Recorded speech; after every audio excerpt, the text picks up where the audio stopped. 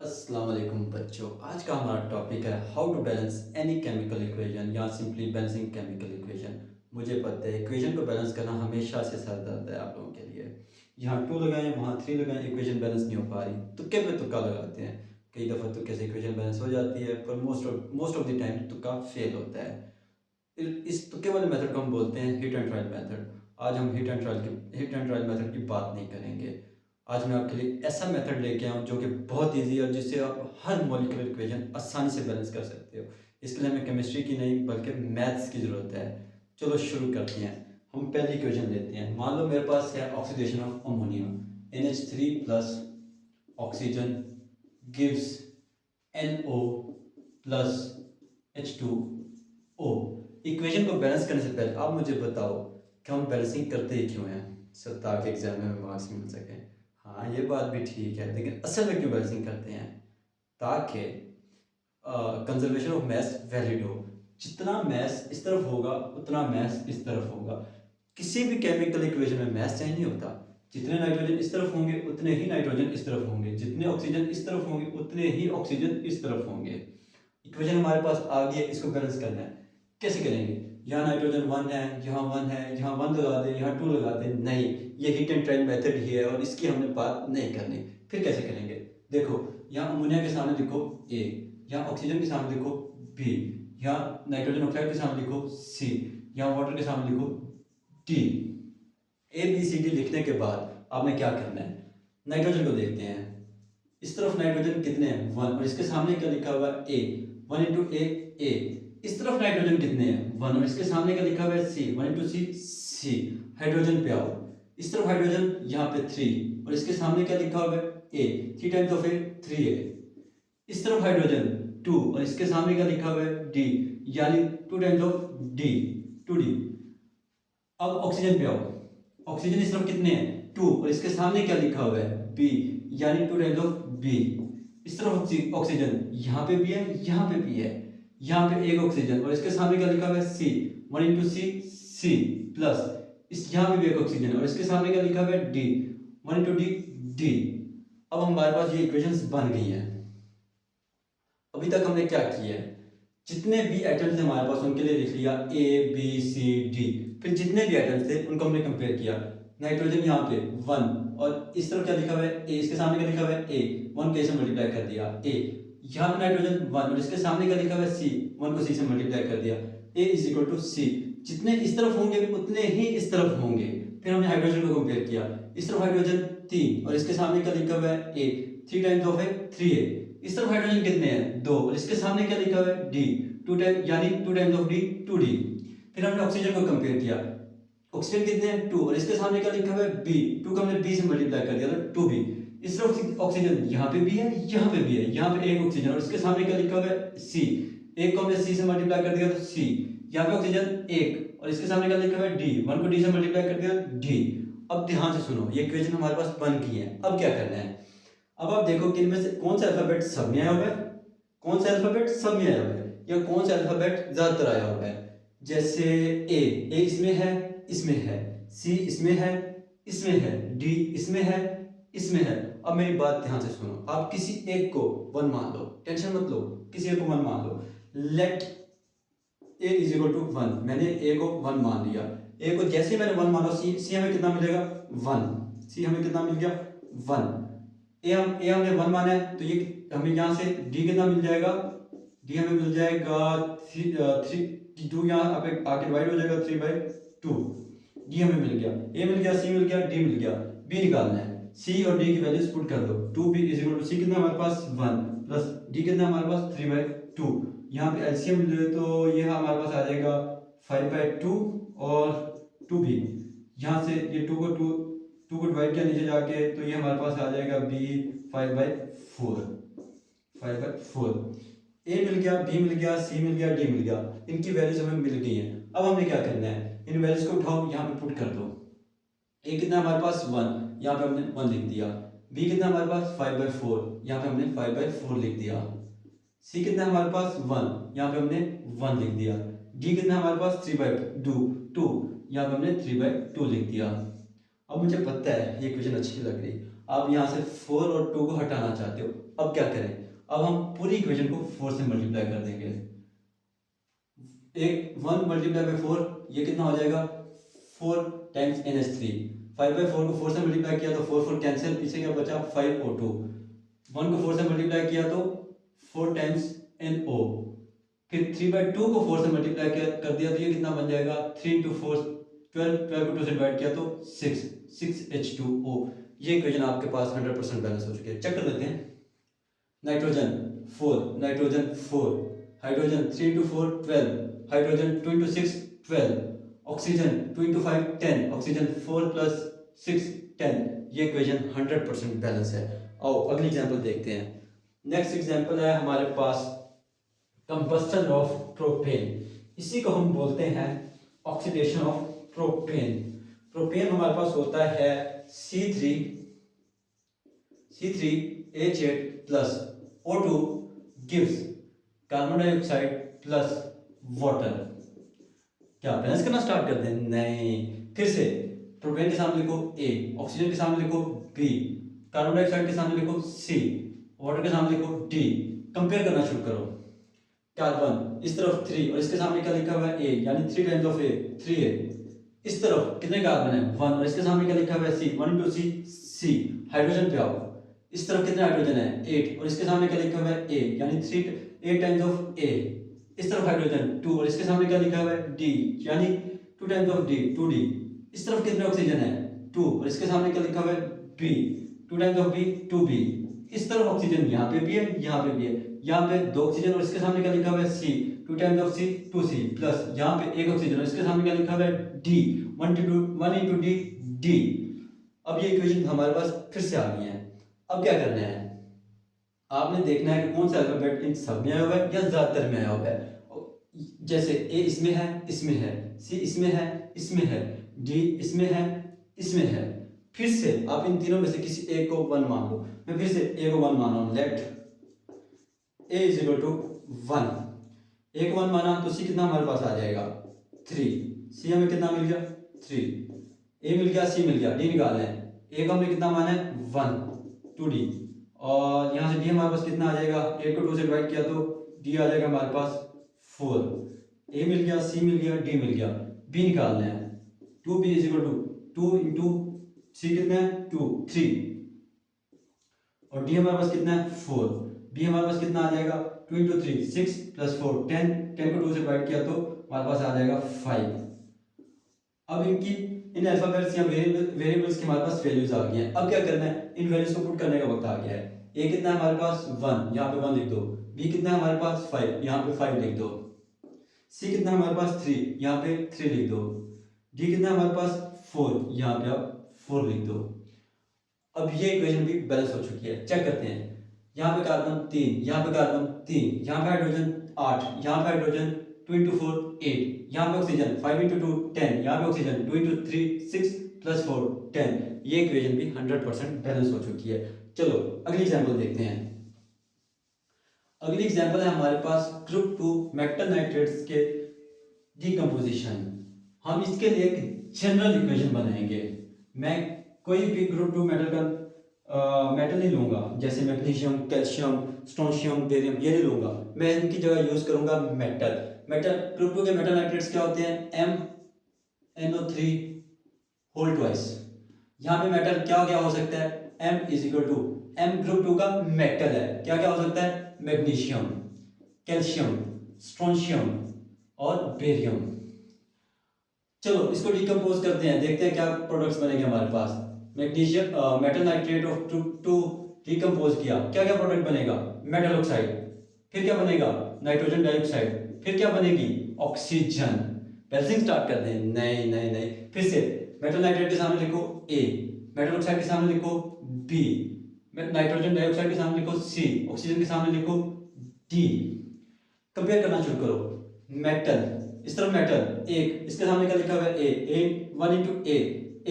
इस तरफ मेटल 1 और इसके सामने क्या लिखा हुआ है B 1 इंटू B। नाइट्रोजन को कंपेयर करो। इस तरफ नाइट्रोजन 1 कितनी दफा 2 दफा, इसके सामने क्या लिखा हुआ है A 2 इंटू A 2A। इस तरफ नाइट्रोजन 1 और इसके सामने क्या लिखा हुआ है C, यानी one times of C. Metal हो गया, नाइट्रोजन हो गया, ऑक्सीजन पे आओ, ऑक्सीजन पे आओ। ऑक्सीजन कितने हैं? 3। कितनी दफा? 2 दफा, मतलब 6।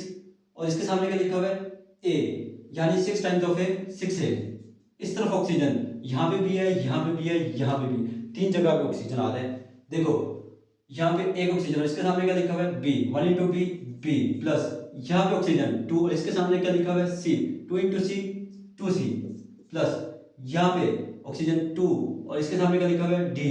2 को डी से मल्टीप्लाई करोगे तो 2D। अब मेरी बात ध्यान से सुनो। जो अल्फाबेट सबसे ज्यादा नजर आए उसको फॉरन वन मान लो। यहाँ पे ए, इसमें है, इसमें है, इसमें है, ए को 1 मान लेते हैं। Let A is equal to 1, A को 1 मानते ही हमें बी कितना मिल जाएगा? 1, बी भी हमें मिल गया।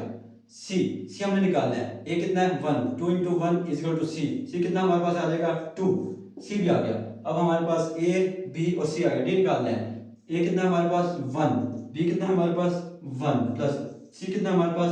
2 और डी हमने निकालना है 6। यहाँ पे 1, 2 को 2 से मल्टीप्लाई किया 4 में जमा किया 1, 5 को यहाँ लाके 6 में से माइनस करोगे तो ये हमारे पास आ जाएगा 2D। ये हमारे पास बचेगा 1 divided by 2 is equal to D. लो, डी की वैल्यू भी हमारे पास आ गई है। अब क्या करना है? इन वैल्यूज को उठाओ और यहाँ पे पुट कर दो। ए कितना है? 1, यहाँ पे 1 लिख दो। बी कितना है हमारे पास? 1, यहाँ पे 1 पुट कर दो। सी कितना है हमारे पास? 2, यहाँ पे 2 पुट कर दो। डी कितना है हमारे पास? 1/2, यहाँ पे 1/2 पुट कर दो। ये इक्वेशन भी बैलेंस है। आप एएस के पेपर में अगर P2 में ये इक्वेशन भी ग्रुप 2 मेटल नाइट्रेट्स की डिकम्पोजिशन के लिख के आते हो तो ये इक्वेशन भी बैलेंस वो मानता है। लेकिन आपको यहाँ पे 2 अच्छा नहीं लग रहा तो आप यहाँ से 2 हटाना चाहते हो तो इस पूरी इक्वेशन को 2 से मल्टीप्लाई कर दो। 2 से मल्टीप्लाई करोगे तो ये हो जाएगा 2 times of M metal nitrate. यहाँ पे 2 से मल्टीप्लाई करोगे तो ये हो जाएगा 2 टाइम्स ऑफ मेटल ऑक्साइड। यहाँ पे 2 से मल्टीप्लाई करोगे 2 टाइम्स ऑफ 2 4 नाइट्रोजन डाइऑक्साइड। यहाँ पे 2 से मल्टीप्लाई करोगे तो 2 कैंसिल हो जाएगा और पीछे बचेगी हमारे पास 1 ऑक्सीजन। ये इक्वेशन 100% बैलेंस है। चेक कर लो, यहाँ पे मेटल 2, यहाँ पे मेटल 2, यहाँ पे नाइट्रोजन कितने हैं? 2 और सामने का लिखा हुआ है 2, 2 टाइम्स 2 4, यहाँ पे नाइट्रोजन 4, यहाँ पे ऑक्सीजन कितने हैं? 2 इंटू 3 6 और 6 और 2 से मल्टीप्लाई करोगे तो 12। यहाँ पे ऑक्सीजन कितने हैं? 2 और यहाँ पे 2 इंटू 4 8 प्लस 2 10 और यहाँ पे 2 12। ये इक्वेशन भी हमारी 100% बैलेंस हो चुकी है। चलो एएस की अगली इंपॉर्टेंट इक्वेशन देखते हैं, वो कौन सी है? तो वो हमारे पास अगली इंपॉर्टेंट इक्वेशन हमारे पास एएस की क्लोरीन का रिएक्शन विद सोडियम हाइड्रोक्साइड। कैसी सोडियम हाइड्रोक्साइड हमारे पास होगी? Hot and concentrated chlorine reaction with hot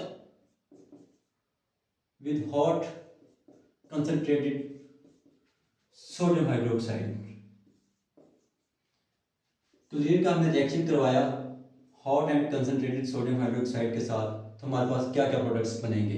पहला प्रोडक्ट बनता है NaCl, दूसरा प्रोडक्ट हमारे पास बनता है NaClO3 प्लस तीसरा प्रोडक्ट हमारे पास बनता है वाटर। फिर से बैलेंसिंग स्टार्ट करते हैं। नहीं, दोबारा से क्लोरीन के सामने लिखो A, सोडियम हाइड्रोक्साइड के सामने लिखो B, NaCl के सामने लिखो C, यहाँ लिखो D और यहाँ लिखो E। फिर से कंपेयर करना शुरू करो। क्लोरीन इस तरफ कितने हैं? 2 और इसके सामने क्या लिखा हुआ है? 2 टाइम्स ऑफ A 2A। इस तरफ क्लोरीन यहाँ पे भी है, यहाँ पे भी है, यहाँ 1 और सामने क्या लिखा हुआ है? C, 1 into C।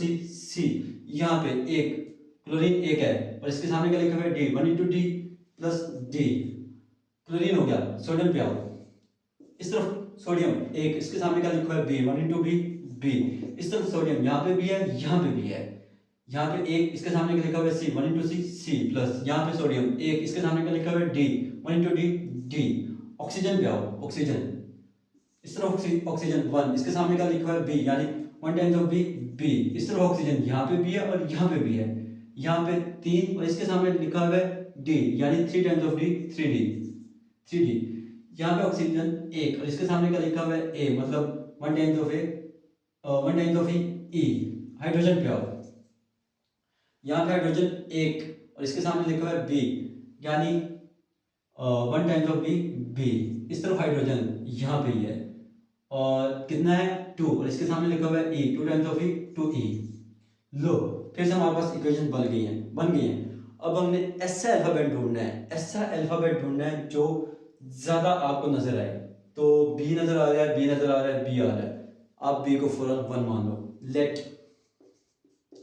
B is equal to 1।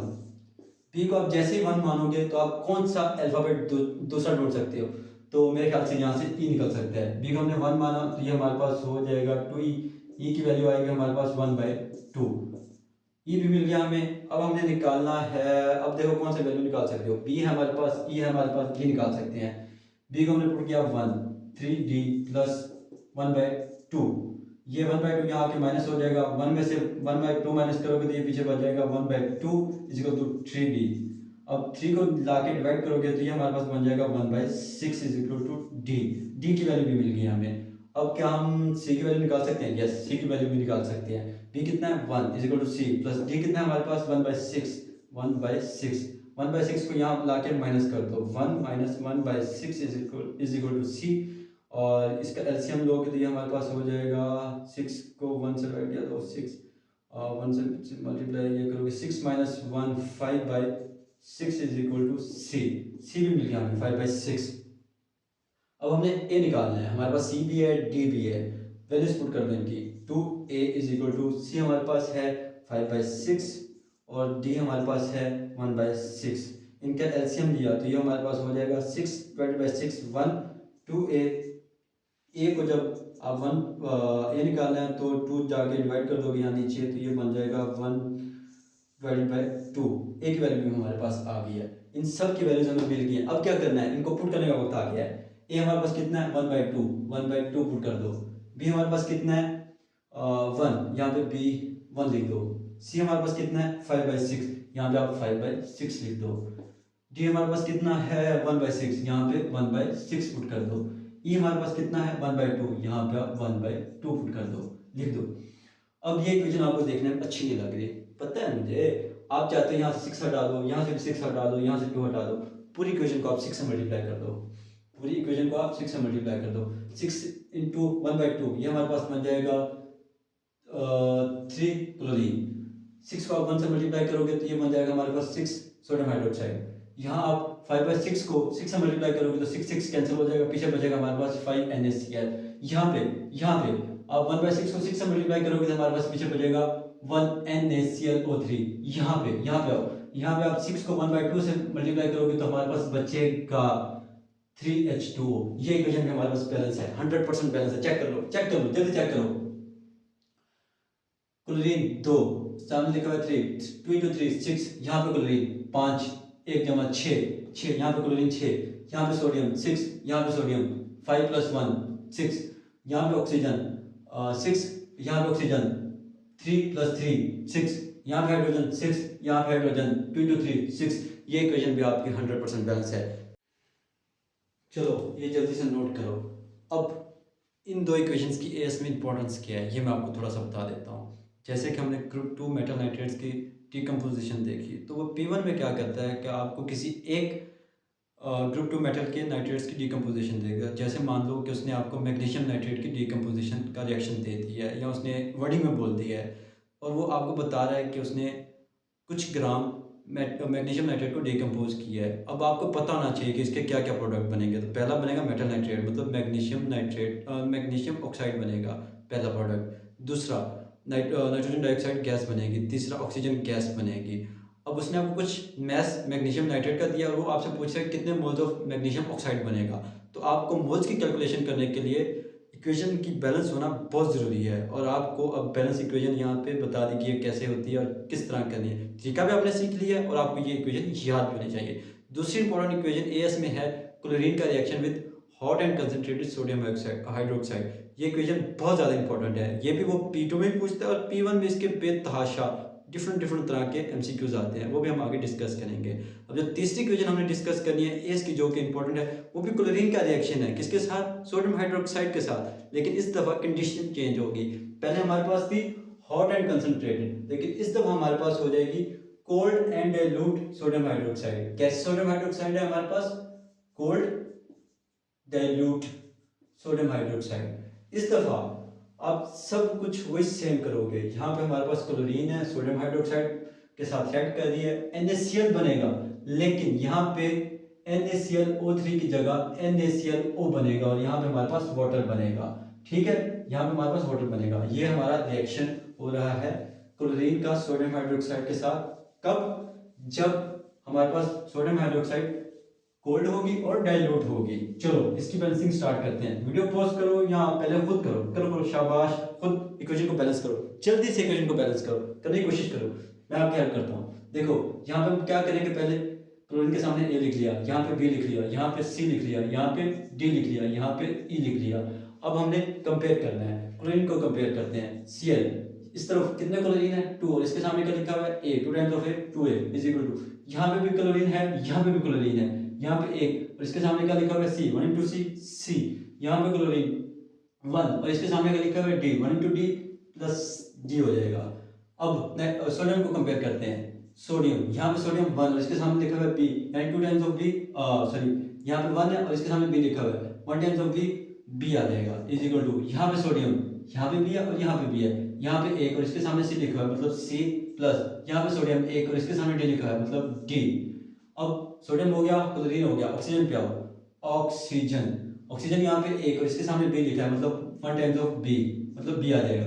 इस तरह ऑक्सीजन यहाँ पे भी है और यहाँ पे भी है, यहाँ पे 1 ऑक्सीजन है और इसके सामने D लिखा है, 1 into D प्लस, यहाँ पे ऑक्सीजन 1, इसके सामने E लिखा हुआ है, 1 into E आ जाएगा। अब क्लोरीन सोडियम ऑक्सीजन हो गया, हाइड्रोजन आ गया, हाइड्रोजन पे आओ, हाइड्रोजन इस तरफ 1 और इसके सामने B लिखा हुआ है मतलब 1 टाइम्स ऑफ B। इस तरफ हाइड्रोजन हमारे पास है 2 और इसके सामने लिखा हुआ है E, 2 times of E 2E। चलो इक्वेशन हमारे पास आ गई है। अब फिर से ऐसा अल्फाबेट जो सबसे ज्यादा हो उसे 1 मान लो। यहाँ पे B है, B है, B है, फिर से B को 1 मान, let B is equal to 1। B को 1 मानते ही हम दोबारा से यहाँ पे E निकाल सकते हैं। B कितना हमारे पास 1 is equal to 2E, E कितना हमारे पास आ जाएगा 1/2। अब हमने B निकाल लिया, E निकाल लिया, D निकालना है, B की वैल्यू पुट कर दो 1 is equal to D, E कितना हमारे पास 1/2, D कितना आ जाएगा 1 में से 1 माइनस 1/2 करोगे तो D हमारे पास फिर से आ जाएगा 1/2, D भी आ गया हमारे पास। अब हमने C निकालना है, B है, D है, C निकल सकते हैं। B कितना है 1, C प्लस D कितना हमारे पास 1/2, तो C कितना आ जाएगा 1/2, C भी हमारे पास आ गया 1/2। अब C भी निकाल लिया हम, मतलब A निकाल सकते हैं, क्या A निकाल सकते हैं? यस, वैल्यूज पुट कर दो। C कितना है हमारे पास 1/2 लिख दिया, प्लस D कितना हमारे पास 1/2 लिख दिया, 2A, A कितना हमारे पास आ जाएगा, ये इनका एलसीएम लोगे तो ये 2/2 1 आ जाएगा, 1 को आप 2 से डिवाइड करोगे तो ये 1/2 आ जाएगा। A भी आ गया हमारे पास, वैल्यूज फिर से आ गई हमारे पास। अब क्या करना है, इन वैल्यूज को उठाओ, यहाँ पे पुट कर दो। A कितना है 1/2 लिख दिया, B कितना हमारे पास 1, यहाँ पे 1 लिख दिया, C कितना हमारे पास 1/2, यहाँ पे 1/2 लिख दिया, D कितना हमारे पास 1/2, यहाँ पे 1/2 लिख दिया, E कितना हमारे पास 1/2, यहाँ पे 1/2 लिख दिया। अब ये इक्वेशन आपको देखने में अच्छी नहीं लग रही, आप चाहते हो कि यहाँ इन सब के नीचे से 2 हटा दो, पूरी इक्वेशन को 2 से मल्टीप्लाई कर दो। 2 से मल्टीप्लाई कर दिया तो 2 से कैंसिल हो जाएगा, पीछे बचा 1 क्लोरीन, यहाँ पे 1 into 2 हो जाएगा, 2 टाइम्स सोडियम हाइड्रोक्साइड। यहाँ पे फिर 1/2 से 1/2 से मल्टीप्लाई करोगे तो 2 कैंसिल और पीछे बचेगा 1 सोडियम क्लोराइड। यहाँ पे भी 2 से कैंसिल हो जाएगा, पीछे बचेगा आपके पास 1 NaClO। यहाँ पे आप फिर से 2 से मल्टीप्लाई करोगे तो 2 कैंसिल हो जाएगा, पीछे बचेगा 1 H2O। ये इक्वेशन की आपकी बैलेंस हो चुकी है। कैसे, आओ देखते हैं। क्लोरीन 2, यहाँ पे क्लोरीन 1 + 1 2, सोडियम यहाँ पे 2, यहाँ पे 1 + 1 2 बैलेंस, यहाँ पे ऑक्सीजन 2, यहाँ पे ऑक्सीजन 1 + 1 बैलेंस, यहाँ पे हाइड्रोजन 2, यहाँ पे हाइड्रोजन 2। ये इक्वेशन भी आपकी 100% बैलेंस हो चुकी है। ये ट्रिक आप 100% हर मॉलिक्यूलर इक्वेशन पे लगा सकते हो। इससे आप हर मॉलिक्यूलर इक्वेशन बहुत आसानी से बैलेंस कर सकते हो, वो चाहे P1 की हो चाहे P2 की हो, आप बहुत आसानी से। और मैं एक मजे की बात बताऊँ, ये ट्रिक आप P4 में भी इस्तेमाल कर सकते हो। वो P4 में भी आपसे बहुत सारी मॉलिक्यूलर इक्वेशन को बैलेंस करवाता है, सिर्फ आयनिक को नहीं, मॉलिक्यूलर इक्वेशंस को भी वो बैलेंस करवाता है, और वहाँ पे भी आप ये इक्वेशन यूज कर सकते हो। चलो अब पास्ट पेपर का एक सवाल करते हैं। अ अक्टूबर नवंबर 16 वेरिएंट 12 तब का ये क्वेश्चन है और हमें उसने एक इक्वेशन दी हुई है, copper reacts with nitric acid to give copper nitrate plus water plus nitrogen oxide. हाँ, अब कंफ्यूज नहीं होना कि हम तो ABCD यूज कर रहे थे, नहीं कंफ्यूज बिल्कुल नहीं होना। इस मेथड का नाम अलजेब्रा मेथड भी है। तो यहाँ पे ABCD की जगह उसने PQRST पहले से लिखा हुआ है और वो आपसे पूछ रहे हैं कि what are the values of the integer PQRS&T। ये हमारे पास ऑप्शंस हैं। वीडियो को पॉज करो और सॉल्व करना शुरू करो। मैं 5 तक गिनता हूँ, वीडियो पॉज करो और सॉल्व करो।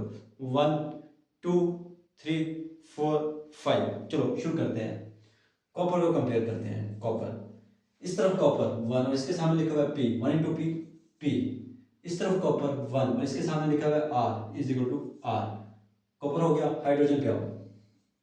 हाइड्रोजन इस तरफ 1 और इसके सामने लिखा हुआ है Q, 1 इंटू क्यू क्यू। और इस तरफ हाइड्रोजन यहाँ पे है कितने टाइम्स S। हाइड्रोजन यहाँ पे है 2 और इसके सामने लिखा हुआ है 2, 2 टाइम्स S, 2S। यहाँ पे नाइट्रोजन 1 और इसके सामने लिखा हुआ है Q, 1 इंटू क्यू क्यू। और इस तरफ नाइट्रोजन यहाँ पे भी है और यहाँ पे भी है। यहाँ पे नाइट्रोजन एक है कितनी दफा, 2 दफा। और इसके सामने क्या लिखा हुआ है R, यानी 2 टाइम्स ऑफ R, 2R। और यहाँ पे नाइट्रोजन 1 और इसके सामने लिखा हुआ है T, मतलब T। ऑक्सीजन पे आओ। ऑक्सीजन यहाँ पे 3 और इसके सामने लिखा हुआ है Q, यानी 3 टाइम्स ऑफ Q, 3Q। और इस तरफ ऑक्सीजन यहाँ पे भी है, यहाँ पे भी है और यहाँ पे भी है। ये क्वेश्चन बहुत मजे का है, इस ट्रिक से ये बैलेंस होगा। देखो यहाँ 3 ऑक्सीजन है कितनी दफा, 2 दफा। 3 इंटू 2 6 और सामने क्या लिखा हुआ है R, 6 into R 6R plus oxygen यहाँ पे 1 और इसके सामने लिखा हुआ है S प्लस ऑक्सीजन यहाँ पे 1 और इसके सामने लिखा हुआ है T, 1 इंटू T। इक्वेशन हमारे पास बन गई है।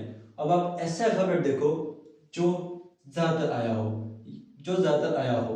तो यहाँ पे Q है, यहाँ पे Q है, यहाँ पे Q है। चलो Q को 1 मान लेते हैं। Let Q is equal to 1। Q को 1 मानते ही हमें कौन सी चीज़ मिल जाएगी, S। यहाँ पे Q को पुट किया 2S और S हमारे पास आ जाएगा 1/2। S भी हमें मिल गया। अब हम क्या कोई और चीज़ निकाल सकते हैं, PR नहीं निकल सकता। यहाँ पे Q है हमारे पास। चलो Q को पुट करते हैं यहाँ पे 1 is equal to 2R plus T। यहाँ पे Q पुट करते हैं, S भी पुट करते हैं। 3 times 1, 3 to 1 is equal to 6R plus S कितना हमारे पास 1/2 प्लस T कितना हमारे पास नहीं पता। चलो इसको हम सॉल्व कर सकते हैं थोड़ा बहुत, हाँ कर सकते हैं। 3 में से आप माइनस कर दो 1/2 को, यहाँ पे 6 ऐसे रह जाएगा और T आ जाएगा साथ। सॉरी जगह कम है तो थोड़ा सा ज़्यादा करो। 3 में से 0.5 माइनस करोगे तो हमारे पास बच जाएगा 5/2 is equal to 6R plus T। ये दो इक्वेशन हमारे पास बन गई हैं। इसको इक्वेशन 1 बोल दो और इसको इक्वेशन 2 बोल दो। क्या ये दोनों इक्वेशन साइमल्टेनियसली हम सॉल्व कर सकते हैं? बिल्कुल कर सकते हैं। यहाँ हम सॉल्व करते हैं। यहाँ पे देखो हमारे पास है t plus 6R is equal to 5/2। ठीक, दूसरी इक्वेशन हमारे पास t plus 2R is equal to 1। Sign change करो, यहाँ पे माइनस हो जाएगा, प्लस है यहाँ पे माइनस हो जाएगा, यहाँ पे प्लस है यहाँ माइनस हो जाएगा। तो क्या क्या कैंसिल हो जाएगा, टी से कैंसिल हो जाएगा। 6 में से 2 माइनस करोगे तो पीछे बच जाएगा 4R और यहाँ पे 2.5 में से 1 माइनस करो तो पीछे बच जाएगा हमारे पास 1.5, 3/2। यहाँ से R कितना आ जाएगा हमारे पास, R 4 यहाँ जाके डिवाइड होगा तो 4 इंटू 2 8, 3/8। R भी हमें मिल गया है। अब R मिल गया तो हम यहाँ से T निकाल सकते हैं, बिल्कुल निकाल सकते हैं। किसी एक इक्वेशन में पुट करो R की वैल्यू, किसी एक इक्वेशन में पुट करो, आपको T मिल जाएगा। चलो नीचे वाले में पुट करते हैं। T निकालना है हमने प्लस 2, R हमारे पास कितना है 3/8 इज इक्वल टू 1। तो ये यहाँ पे 2 मल्टीप्लाई होगा 3 से तो 6 6/8 और ये वहाँ जाके माइनस हो जाएगा 1 माइनस 6/8। इसका एलसीएम लोगे तो ये हो जाएगा 8 में से -6 करोगे तो ये बच जाएगा 2/8। टी भी मिल गया हमें, आर मिल गया, टी मिल गया। अब पीछे क्यू मिल गया, एस मिल गया। पीछे क्या रह गया हमारे पास, पी निकालना है। पी तो पी कितना हो जाएगा, जितना आर है, क्योंकि पी आर के इक्वल है 3/8। तो हमें पी मिल गया है, क्यू मिल गया है, आर मिल गया है, एस मिल गया है और टी मिल गया है। अब इन वैल्यूज को क्या करना है, पुट कर दो। यहाँ पी की जगह पुट कर दो 3/8, पुट कर दिया, लिख दिया यहाँ पे। क्यों कितना है हमारे पास 1, यहाँ पे 1 लिख दो, 1 लिख दिया। एस आर कितना है हमारे पास 3/8, यहाँ पे 3/8 लिख दो। एस कितना है हमारे पास 1/2, यहाँ पे आप 1/2 लिख दो। टी कितना है हमारे पास 2/8, यहाँ पे 2/8 लिख दो, 2/8 लिख दिया। अब हमें तो चाहिए इंटीजर्स की फॉर्म में ये इक्वेशन, तो हम क्या करेंगे, पूरी इक्वेशन को 8 से मल्टीप्लाई कर देते हैं। 8 से मल्टीप्लाई किया, यहाँ पे 8 से कैंसिल, पीछे बच जाएगा हमारे पास 3 कॉपर, 3 टाइम्स ऑफ कॉपर। यहाँ पे 1 है, 1 को 8 से मल्टीप्लाई किया तो 8 टाइम्स नाइट्रिक एसिड, ठीक हो गया। यहाँ पे 3/8 को 8 से मल्टीप्लाई किया, 8 कैंसिल हो जाएगा, पीछे बच जाएगा 3 टाइम्स कॉपर नाइट्रेट। यहाँ पे आओ, यहाँ पे 1/2 को 8 से मल्टीप्लाई करोगे तो पीछे बच जाएगा हमारे पास 4 टाइम्स H2O। यहाँ पे आओ, यहाँ पे 2/8 को 8 से मल्टीप्लाई करोगे तो 8 से कैंसिल हो जाएगा, पीछे बच जाएगा 2 टाइम्स NO। चलो यहाँ पे आगे ऑप्शंस को चेक करो। हमारी P कितना आ रहा है, 3 यहाँ पे है, इसका मतलब D ठीक होगा। चलो चेक कर लेते हैं। 8 यहाँ पे 8 है, क्यों, बिल्कुल ठीक। R कितना है 3, यहाँ पे 3 है। S कितना है 4, यहाँ पे 4 है। T कितना है 2, यहाँ पे 2 है। तो हमारा ऑप्शन D करेक्ट है, D इज द आंसर। तो इस मेथड में आपको अलजेब्रा कहाँ तक आना चाहिए, साइमल्टेनियस इक्वेशन तक। साइमल्टेनियस इक्वेशन आती है, आप इस मेथड से हर मॉलिक्यूलर इक्वेशन इजीली बैलेंस कर सकते हो, P1 में, P2 में, P4 में। अब जितने ज़्यादा आप इस पे इक्वेशंस को बैलेंस करोगे इस मेथड से, उतना ये स्ट्रॉन्ग आपका कॉन्सेप्ट होता जाएगा, और जितना स्ट्रॉन्ग हो जाएगा उतना आप पेपर्स में जल्दी इक्वेशन को बैलेंस कर पाओगे, अपना टाइम सेव कर पाओगे। तो ऑल दी बेस्ट, इस मेथड को ज़्यादा से ज़्यादा प्रैक्टिस करो और मुझे दुआ में याद रखना। अल्लाह हाफिज़।